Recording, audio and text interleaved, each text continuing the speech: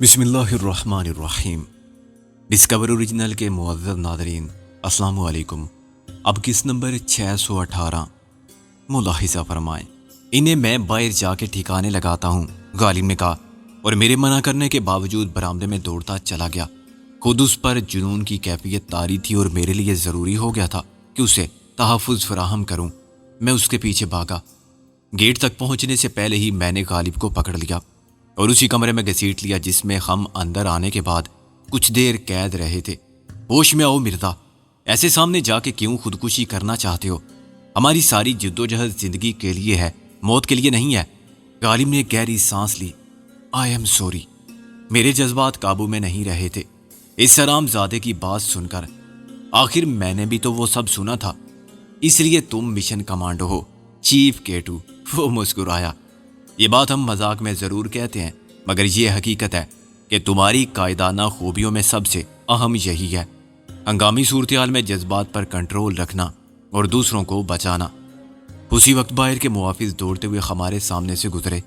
میں نے غالب کو آہستہ آہستہ دبے پاؤں آگے آنے کا اشارہ کیا۔ وہ ہم سے چند قدم دور ہی گئے تھے کہ پیچھے سے ہم دونوں نے فائر کیے اور وہ برآمدے ہی میں لیٹ گئے۔ اب کون بچا ہے؟ میں نے ایک مشین گن اٹھا کے کہا جو لوڈڈ تھی۔ شاید کوئی نہیں۔ غالب نے بھی اپنی رائفل پھینک دی اور ایک مشین گن اٹھا لی۔ ہوگا تو اس سے بھی نمٹ لیں گے، لیکن وہ اس خونی کیمپ میں شیو سینا کے آخری محافظ تھے۔ میں اور غالب لاشوں کے اوپر سے چھلانگ لگاتے اس آفس تک پہنچے جہاں اس خود ساختہ کرنل کی اور اس کے باقی ساتھیوں کی لاشیں خون کے بنے ہوئے ایک تالاب میں پڑی ہوئی تھی۔ کمرہ تازہ خون اور بارود کی بو سے بھرا ہوا تھا۔ گل بڑی بہادری سے میز پر لیٹی ہوئی نازو کو ہوش میں لانے کی کوشش میں مصروف تھی اور کسی حد تک اپنی کوشش میں کامیاب بھی ہو چکی تھی۔ نازو اٹھو، آنکھیں کھولو، گل نے اس کے منہ پر پانی کے چھینٹے مارتے ہوئے کہا۔ پھر غالب نے اس کے گالوں پر آہستہ آہستہ تھپڑ مارے اور نازو نے ایک دو بار اون آنکھ کرتے آنکھیں کھول دی اور پھر اٹھ بیٹھی۔ اسے کچھ دیر صورتحال کا اندازہ کرنے میں لگی۔ وہ سوچتی رہی کہ آخر وہ میز پر کیوں بیٹھی ہے۔ پھر اسے سب یاد آ گیا۔ اسے انگلیوں سے بال سنوارے، ساڑی کو درست کیا اور میز سے اتر آئی۔ گل نے کہا، طبیعت کیسی ہے اب؟ نازو شرمندگی سے مسکرائی۔ ٹھیک ہوں، پتہ نہیں ایک دم کیا ہو گیا تھا مجھے۔ تمہیں کچھ بھی نہیں ہوا تھا، غالب نے اسے سہارا دیتے ہوئے کہا۔ آؤ اب چلیں۔ باہر سے اب بھی شور کی آوازیں سنائی دے رہی تھیں، مگر یہ شور مخالف سمت کے کمروں سے اٹھ رہا تھا۔ میرا خیال ہے کہ تم دونوں گیٹ پر رکو، میں نے گل اور نازو کو مخاطب کرتے ہوئے کہا۔ میں اور غالب ابھی آتے ہیں، قیدیوں کو رہا کر کے۔ غالب نے کہا، راستے میں بھی 4 لاشیں پڑی ہیں، 2 کی مشین گنیں ہم نے لے لی تھی، تم چاہو تو باقی 2 اٹھا لینا۔ وہ سیدھی برآمدے میں بڑھ گئی۔ میں اور غالب درمیانی سین کو عبور کر کے قیدیوں کی طرف گئے۔ وہ ٹرک ابھی سین میں کھڑا ہوا تھا جس میں جوان صحت مند انسانوں کا تازہ ریوڑ لایا گیا تھا کہ ان کے بدن سے قطرہ قطرہ خون نچوڑ کے بے مصرف جسم کو کہیں گاڑ دیا جائے۔ میں نے کہا، غالب یہ کتنی عجیب بات ہے کہ جسے یہ لوگ دشمن قرار دیتے تھے انہی کا لہو دے کر اپنوں کی زندگی بچاتے تھے۔ لوگ خون کا عطیہ دیتے ہیں انسانی ہمدردی کی بنا پر، نیکی کرنے کے لیے اور ثواب کمانے کے لیے، عداوت اور نفرت کے جذبات سے مغلوب ہو کے نہیں۔ جب کسی کی رگوں میں آپ کا لہو دوڑ رہا ہو اور اسے آپ کے خون سے زندگی ملی ہو، پھر وہ دشمن کہاں رہا؟ اس سے تو خون کا رشتہ استوار ہو گیا۔ یہ سب کچھ انسان سوچتے ہیں، غالب نے کہا، شیطان نہیں۔ ان کی ذہنی کیفیت تو یہ تھی کہ اگر بس چلتا تو یہ خون سے محروم کرنے کے بعد جسموں کو مٹی میں نہ گاڑتے، اپنے کتوں کو کھلا دیتے۔ 2 طویل برآمدوں کی قطار میں 30 کوٹریاں تھیں اور ہر کوٹری میں 2 آدمی جانوروں کی طرح بند تھے۔ انہیں معلوم نہیں تھا کہ یا ان کے جسم سے خون کشید کیا جائے گا، مگر وہ دیوانوں کی طرح چلا چلا کے رو رہے تھے، سلاخوں سے سر ٹکرا رہے تھے، اپنے کپڑے پھاڑ رہے تھے، گالیاں پک رہے تھے۔ یہ سب دروازے تو مکفل ہیں، میں نے کہا۔ غالب نے کہا، چابیاں کسی کی جیب میں ہوں گی، میں لاتا ہوں۔ غالب کے آنے تک میں نے ان لوگوں کو تسلی دی اور انہیں سمجھایا کہ ہم انہیں رہا کر رہے ہیں۔ وہ میری بات تو نہیں سمجھے، مگر میرے دوستانہ رویے اور محبت بھرے انداز نے انہیں کچھ حوصلہ دیا۔ پھر ایک کوٹری میں مجھے ایک اردو بولنے والا مل گیا۔ اس نے روتے روتے مجھے بتایا کہ وہ سرحدی علاقے کے رہنے والے لوگ ہیں، جنگ میں ان کے گھر بار تو تباہ ہوئے ہی تھے، انہیں ریلیف کیمپ میں پہنچانے کے بہانے یہاں پہنچا دیا گیا۔ میں نے کہا، آپ سب ایک ہی علاقے کے لوگ ہیں؟ ایک ہی گاؤں کے، وہ بولا۔ پورے پورے خاندان۔ میں نے کہا بوڑھے اور بچے کہاں ہیں؟ اس نے کہا مجھے نہیں معلوم، جب چلے تھے تو سب ساتھ تھے، 2 ٹرک تھے، ایک میں بوڑھے اور بچے تھے۔ میں سمجھ گیا کہ دوسرے ٹرک والوں پر کیا بیتی ہوگی۔ بوڑھوں کو یقینی طور پر ہلاک کر دیا گیا ہوگا، وہ کسی کام کے نہیں تھے، نہ خون دے سکتے تھے اور نہ غلاموں کی منڈی میں بیچے جا سکتے تھے۔ بچوں کو غلاموں کے تاجر لے گئے ہوں گے، لاوارث بچوں کی خرکاروں اور گدا گری کے ٹھیکے داروں اور غلام فروشوں کو ہمیشہ ضرورت رہتی ہے۔ یہ سب کچھ اسی 20ویں صدی کے مہذب ترقی یافتہ کہلانے والے معزز معاشرے میں ہوتا تھا جس میں ہم زندہ تھے۔ غالب چابیاں لے کر آیا تو میں نے باری باری کفل کھول کے انہیں آزاد کیا۔ انہیں قید کرنے والوں نے کسی درجہ بندی کے بغیر الگ الگ کوٹریوں میں رکھا تھا۔ ایک ہی بیوی کسی کے ساتھ تھی تو بہن کسی اور کے ساتھ۔ وہ سب درمیان میں اکٹھے ہو کے آپس میں گلے مل مل کے رونے لگے۔ میں نے 3 افراد کو منتخب کیا جو اردو سمجھ سکتے تھے۔ انہیں سمجھاؤ کہ حوصلے اور صبر سے کام لیں، ہم انہیں یہاں سے نکال کے آزاد کر دیں گے، آگے یہ جہاں چاہیں جائیں، خود فیصلہ کریں، ہم ان سے زیادہ ان کی کوئی مدد نہیں کر سکتے۔ یہ لوگ خالیات کہاں جائیں گے؟ ان میں سے ایک بولا۔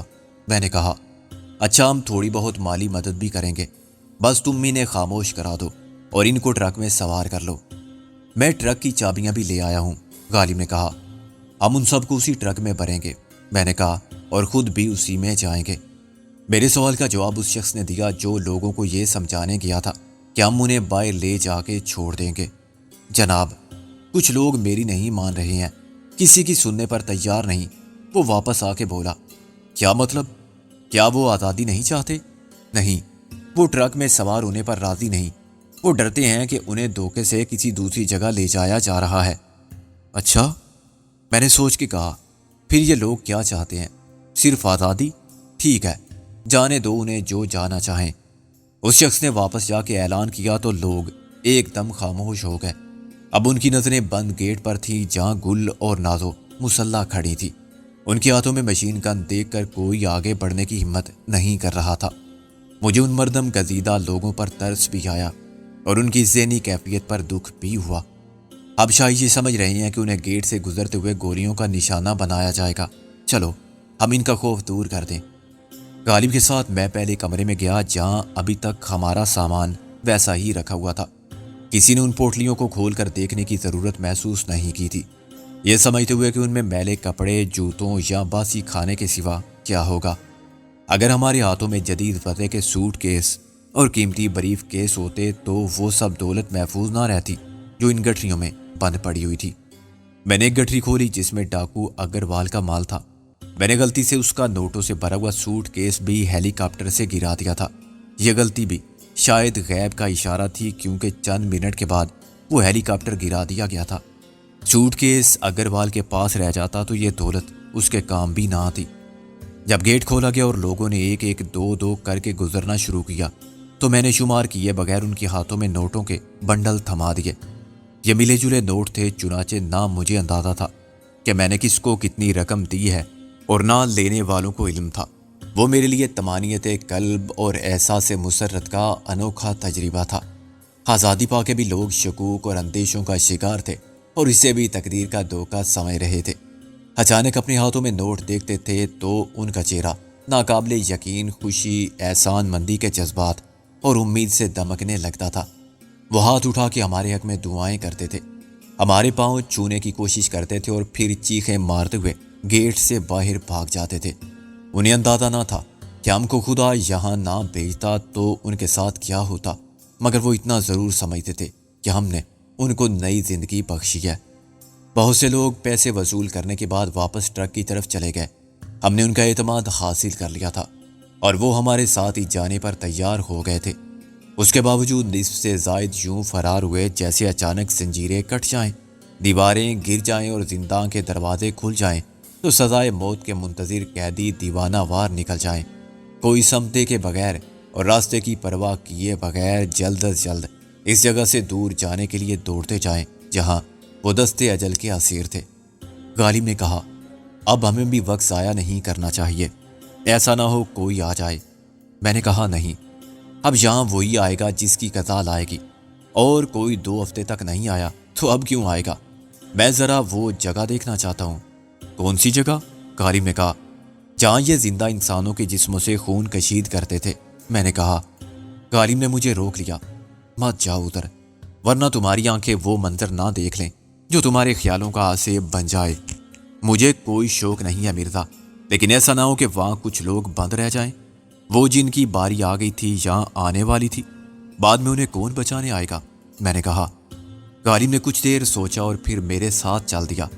ہم نے سارے آتے کا چکر لگا کے ہر کوٹری میں جھانکا، مگر وہاں کوئی نہ تھا۔ گیٹ کے قریب آخری کمرے کا دروازہ کھولتے ہی میرے دماغ کو شدید جھٹکا لگا، یوں جیسے میرے سر سے 440 وولٹ کا کرنٹ کا تار چھو گیا ہو۔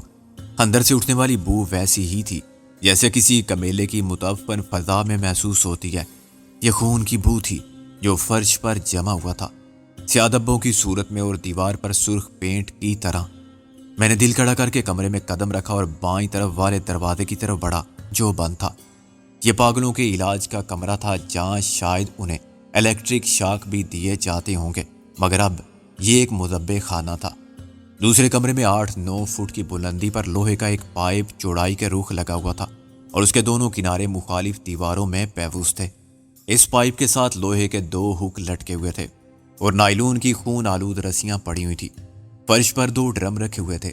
اس منظر کو دیکھ کر میری روح تک لرز اٹھی۔ چشمے تصور سے میں نے دیکھ لیا کہ 2 زندہ انسانوں کے پاؤں رسی سے باندھ کے انہیں ہک سے لٹکا دیا گیا ہے، ذبح کیے جانے والے بکروں کی طرح۔ پھر ان کی گردن کی ایک رگ کاٹ دی گئی ہے اور اس میں سے بہنے والا تازہ خون تھیلیوں میں بھرا جا رہا ہے۔ ڈرم صرف اس لیے تھا کہ ایک تھیلی بھرنے کے بعد دوسری لگانے تک جتنا خون گرے اس میں گرے۔ مجھے سخت متلی محسوس ہوئی اور میں ابکائیاں لیتا ہوا باہر بھاگا۔ غالب مجھ سے پہلے واپس چلا گیا تھا مگر مجھے پتہ نہیں چلا تھا۔ اسے میں نے برآمدے کے فرش پر چت پڑا دیکھا۔ میں وہاں بیٹھ کے الٹیاں کرنے لگا۔ مجھے سخت کمزوری محسوس ہوئی اور ذرا سی دیر کے لیے میری آنکھوں کے سامنے اندھیرا آ گیا۔ میرا جسم پسینے میں ڈوب گیا۔ گل اور نازو ہماری حالت دیکھ کر پریشان ہو گئی تھی اور گیٹ کی پہرے داری بھول کے ہمیں سنبھال رہی تھی۔ میں نے اپنے منہ پر پانی کے چھینٹے محسوس کیے، تب مجھے پتہ چلا کہ میں بھی بے ہوش ہو گیا تھا۔ غالب میرے قریب ہی لیٹا ہوا تھا۔ چند منٹ بعد میں اٹھ بیٹھا۔ غالب نے آہستہ سے کہا۔ میں نے منع کیا تھا۔ میں نے اقرار میں سر ہلایا۔ مجھے کیا معلوم تھا۔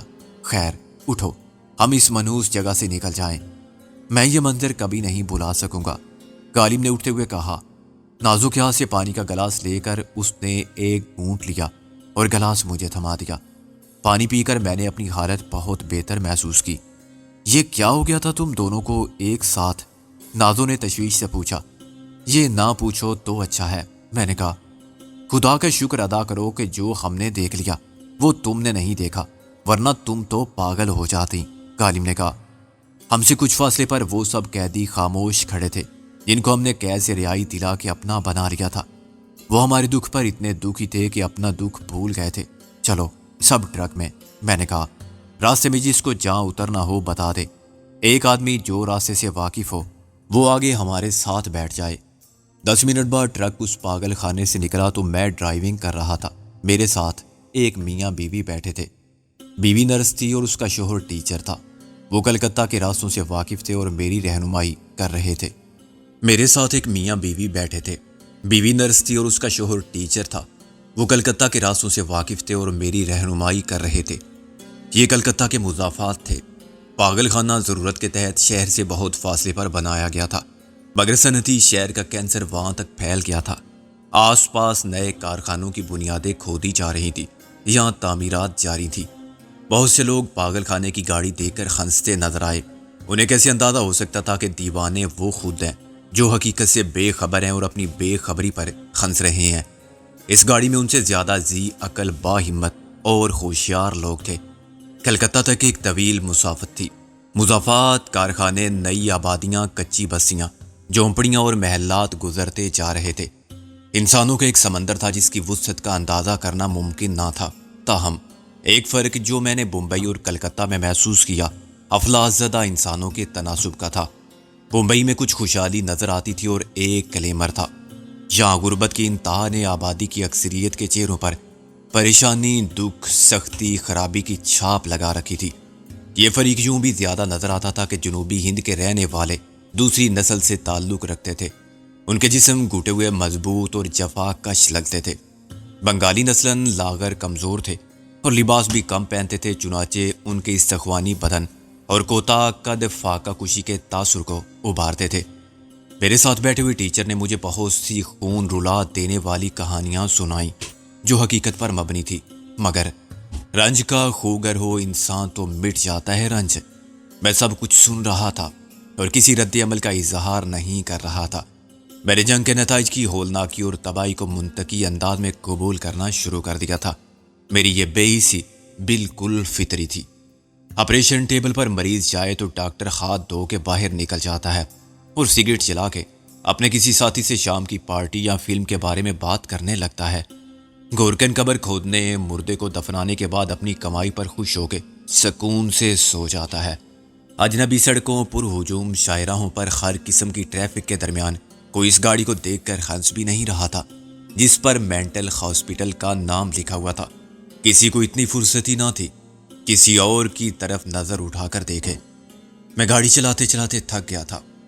رات بھر کے سفر اور اس کے بعد ایک پرہذیت تجربے نے میرے جسم اور اعصاب کی ساری توانائی ختم کر دی تھی۔ یہ صرف قوت ارادی کی آخری رمق تھی جو مجھے رواں دواں رکھنے میں کام آ رہی تھی۔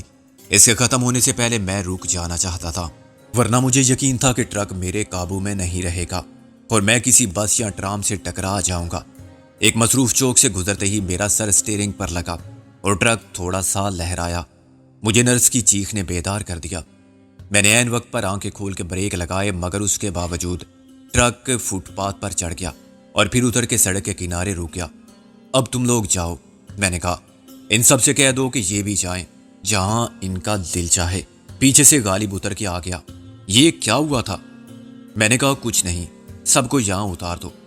پیچھے تو اب کوئی نہیں ہے۔ کیوں؟ وہ سب لوگ، میں نے نیچے اتر کے کہا۔ وہ راستے میں اتر گئے باری باری جہاں بھی ٹرک کی رفتار کم ہوتی تھی۔ کسی موڑ پر، چوراہے پر میں 2-4 افراد کو اتار دیتا تھا۔ غالب نے کہا گڈ، یہ تم نے عقل مندی کی۔ انہیں سمجھا دیا تھا اچھی طرح کہ وہ آج کے دن کو اپنی زندگی سے خارج کر دیں، یہ سمجھ لے کہ صبح اب ہوئی ہے۔ ہاں، میں نے انہیں بتا دیا کہ وہ آج کے واقعات کو بالکل بھول جائیں، نہ کبھی خود یاد کریں، نہ کسی کو بتائیں، اسی میں ان کی بہتری ہے۔ غالب نے کہا اچھا تم آگے آ جاؤ، ٹرک چلاؤ، میں نے کہا۔ نرس اور ٹیچر نیچے اتر گئے۔ انہوں نے کہا آپ کی بہت مہربانی، آپ کا بہت احسان۔ میں نے ان سے ہاتھ ملایا اور ٹرک میں ان کی جگہ بیٹھ گیا۔ غالب نے ٹرک کو آگے بڑھا دیا۔ اب کہاں چلیں؟ میں نے کہا پہلے اس ٹرک سے نجات حاصل کرنی ضروری ہے، اس کے بعد کسی ہوٹل میں چلیں گے۔ 2 بجے ہم نے ٹرک کو ایک ریلوے اسٹیشن کے سامنے روک دیا۔ وہ کلکتہ کے بہت سے لوکل اسٹیشنوں میں سے ایک تھا۔ کسی نے ہمیں شک کی نظروں سے یا غور سے نہیں دیکھا۔ ہم میں ایسی کوئی بات ہی نہ تھی۔ ہم جیسے ہزاروں تھے، ہم سے بھی زیادہ عجیب خلیوں میں اور زیادہ مضحکہ خیز نظر آنے والے۔ چندو کی حالت پھر خراب ہو رہی تھی۔ مسلسل بیماری اور مناسب علاج نہ ملنے سے وہ قریب المرگ ہو رہا تھا۔ میں نے اور غالب نے اسے سہارا دے کر اتارا اور ہم کچھ فاصلے پر سڑک کے کنارے ایک درخت کے نیچے بیٹھ گئے جہاں بہت سے کولی مزدور چادر تانے سو رہے تھے۔ ہمارے سامنے اور ہمارے پیچھے لوگوں کا ایک ہجوم تھا جو دکانوں اور ریستورانوں میں بیٹھے تھے، خریداری کر رہے تھے، آپس میں لین دین کر رہے تھے، باتیں کر رہے تھے، لڑ رہے تھے۔ زندگی اپنی پوری گہما گہمی کے ساتھ وقت اور پیسے کے پیچھے دوڑ رہی تھی۔ وقت دولت ہے، دولت وقت ہے۔ انسان کی تمام مصروفیت کا محور اور کچھ نہیں۔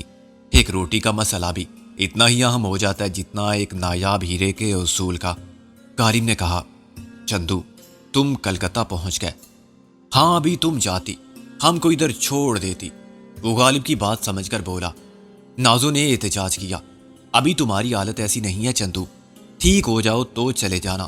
میں نے کہا ہم چندو کے ٹھیک ہونے تک یہاں نہیں رک سکتے، اس کی امانت اسے لوٹا دو۔ گل نے سونے کے زیورات کی پوٹلی چندو کی طرف کھسکا دی۔ اس کی حفاظت کر سکو گے تم؟ کسی کو پتہ چل گیا تو وہ تمہارا سر بھی کاٹ کے ساتھ لے جائے گا، غالب نے کہا۔ وہ کچھ فکر مند نظر آنے لگا۔ ابھی یہ آپ رکھتی نہیں، ہم یہ ذمہ داری قبول نہیں کر سکتے، ہمارا کچھ پتہ نہیں کل کہاں ہوں، میں نے کہا۔ نازو نے کہا کل تک تو چندو ہمارے ساتھ رہ سکتا ہے، میں نے کہا۔ ہمارے ساتھ نہیں، مگر یہ ہو سکتا ہے کہ ہم اسے کسی ہاسپٹل میں داخل کرا دیں، اس کے علاج معالجے کی اخراجات ادا کر دیں، اور جب تک یہاں ہے اسے دیکھنے جاتے رہیں۔ اسے ہم اپنے ساتھ ہوٹل میں نہیں رکھ سکتے۔ میری تجویز سے سب نے اتفاق کیا۔ پھر غالب نے وہیں کھڑی ہوئی ایک ٹیکسی کے ڈرائیور سے بات کی۔ بیشتر ٹیکسی ڈرائیور فر انگریزی بولتے تھے۔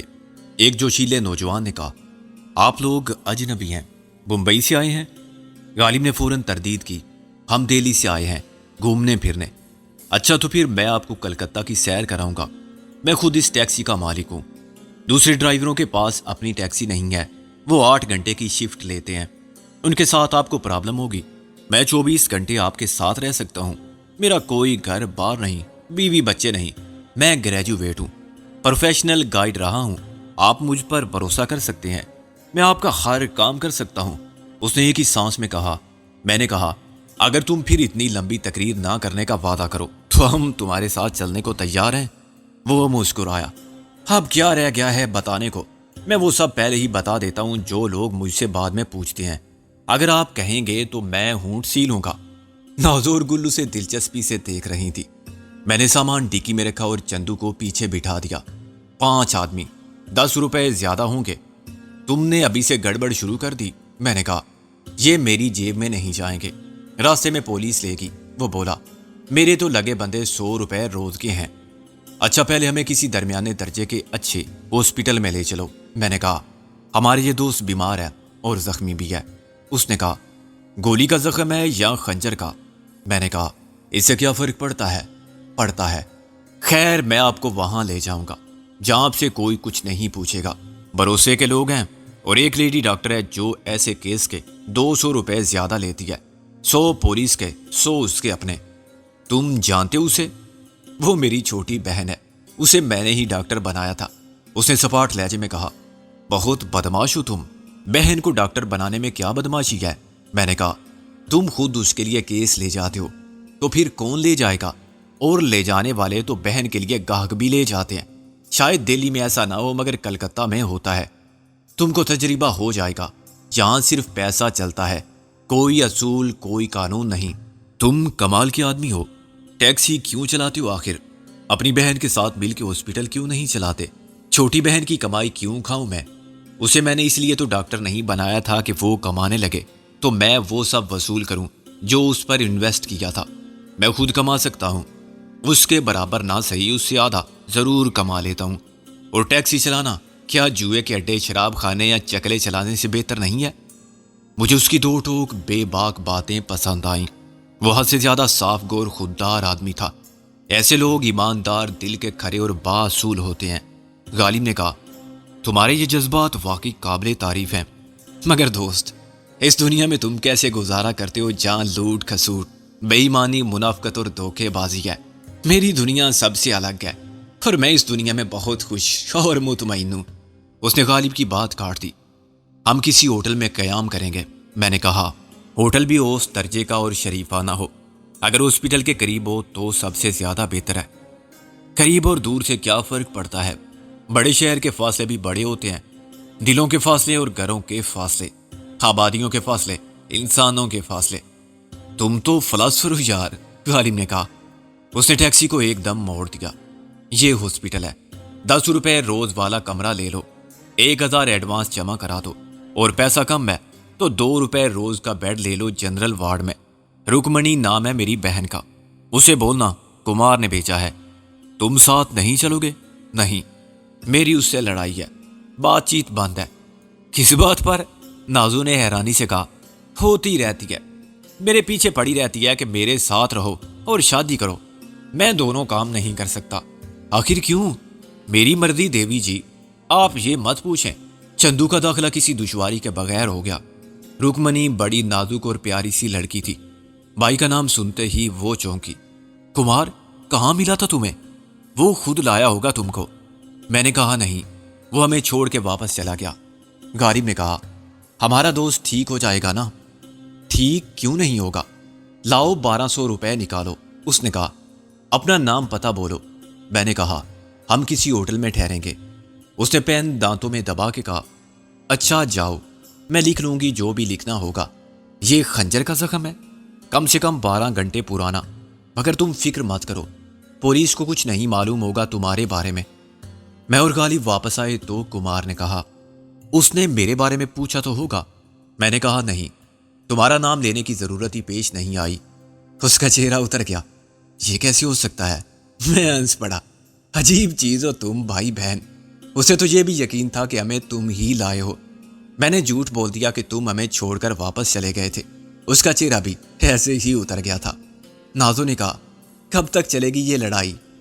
उसने टैक्सी चलाते हुए कहा, अभी चलेगी, वरना वो कभी यकीन ना करती तुम पर, बाहर आके मुझे पकड़ लेती। उसकी शादी हो गई है? नहीं, जिद पर अड़ी हुई है कि पहले मैं शादी करूं। उसका जो प्रेमी है डॉक्टर है, वो भी बेचारा मुझे और उसे मनाता रहता है और सब्र किए बैठा है। कहता है 50 साल तो इंतजार करूंगा, उसके बाद नहीं। अभी 32 साल का है, 82 का हो जाएगा, उसके बाद शादी करेगा। नाजो ने हंसते हुए कहा, नहीं, उसके बाद खुदकुशी करेगा। मुझे तो तुम सब पागल लगते हो। नाजो का हंस हंस के बुरा हाल हो गया। गालिब ने कहा, ऐसा क्यों नहीं करते कि एक ही दिन दोनों शादी कर लो? उसने नफी में सर हिला दिया। रुकमनी का तो घर होगा, मेरे पास अभी रहने का कोई ठिकाना नहीं है। पहले घर बनाऊंगा, फिर बसाऊंगा। शादी के बाद बहन के घर में रहूं, ये नामुमकिन है। रुकमनी को अकल से काम लेना चाहिए। यह मसला ही जज्बात का है, अकल क्या करेगी? मैंने कहा। उसने टैक्सी रोक ली। एक तो ये होटल है। मैंने 5 मंजिला वसी और अरीज इमारत को देखा, जिसके बाहर वाले गेट पर होटल वायसराय लिखा हुआ था और अंदर पार्किंग एरिया में सैकड़ों कारें खड़ी हुई थी। ये 5 स्टार तो नहीं, मगर 4 या 3 स्टार होटल यकीनन था।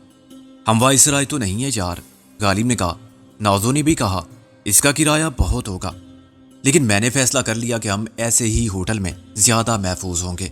अगरचे हमारा सामान और हुलिया इंतहाई मुज़्ज़ी का खेज था, मगर असल चीज थी पैसा, जो हमारे पास कम ना था। ठीक है मिस्टर कुमार, हम यहाँ कयाम करेंगे। तुम ये 100 रुपए रखो एडवांस। उसने कहा, थैंक्स, मैं इसी जगह मौजूद रहूंगा। कल सुबह तक शायद तुम्हारी जरूरत ना पड़े। फिर भी मैं कहीं जाने का इरादा नहीं रखता। अगर जरूरत महसूस हो तो आप किसी वेटर के जरिए मुझे तलब कर सकते हैं, कुमार ने कहा। होटल के दरबान और पोर्टर ने हमारा इस्तकबाल करते हुए नाक मुंह चढ़ाई। यहाँ आने वाले कारों से उतरते थे और उनके पास गैर मुल्की सूट केस होते थे। मैंने काउंटर पर जाके कहा, हमें 2 डबल रूम चाहिए। क्लर्क ने मुझे गौर से देखा और तंजिया मुस्कुराहट के साथ बोला, तुमको मालूम है किराया? मैंने इतने जोर से काउंटर पर मुक्का मारा कि वो उछल पड़ा। तुमको जुर्रात कैसी हुई ये पूछने की? क्या मैं हकीर नजर आता हूं तुम्हें, या कोई जाहिल? मैं दुनिया के हर बड़े शहर के हर बड़े होटल में ठहरा हूं, मगर ऐसी बद तहजीबी से किसी ने बात नहीं की। आखिर तुम क्या समझते हो खुद को? अपने मैनेजर को बुलाओ। शोर ने दूसरे मुसाफिरों को मुतवज्जो कर लिया था, जो वहां बुकिंग ले चुके थे या इस इंतजार में थे कि पूरा ट्रान का सामान उठाए। उनमें से कुछ मुस्कुराए। एक गैर मुल्की ने फ्रेंच में साथी औरत से कहा, ये पूरी इसरार लोग हैं। मैं उस पर बरस पड़ा। क्या पूरी इसरारियत है मुझ में? मैंने फ्रांसीसी की सारी महारत बरवे कार लाते हुए कहा, मेरे सर पर सींग है। जब मैं पेरिस के किसी होटल में जाता था तो वहां किसी की मजाल ना थी कि मुझ पर ऐसी तमस्कुर की निगाह भी डाल सके। फ्रांसीसी बुरी तरह बौखला गया। मोसियो, मेरा हरगिज मतलब ये नहीं था। मतलब मैं खूब समझता हूं। पूरी इसरार तो मुझे तुम लगते हो। जरूर यहां जासूसी करने आए हो। मैंने कहा, तुम हद से बढ़ रहे हो। वो गर्म हो गया। इतने शोर के बाद मैनेजर का बाहर आना यकीनी था। जब उसे सारी बात मालूम हुई तो जाहिर है शामत गरीब कलर की आई। नजरा बर हुजूर ज़ईफ। मैनेजर ने बहुत माजरत के बाद खुद हमें कमरों की चाबियां दी और रजिस्टर मेरे सामने रख दिया कि इसमें नामों का इंदराज कर दूं। मैं यही चाहता था कि बिला वजह की पूछगछ और तस्दीक का मसला दरपेश ना हो।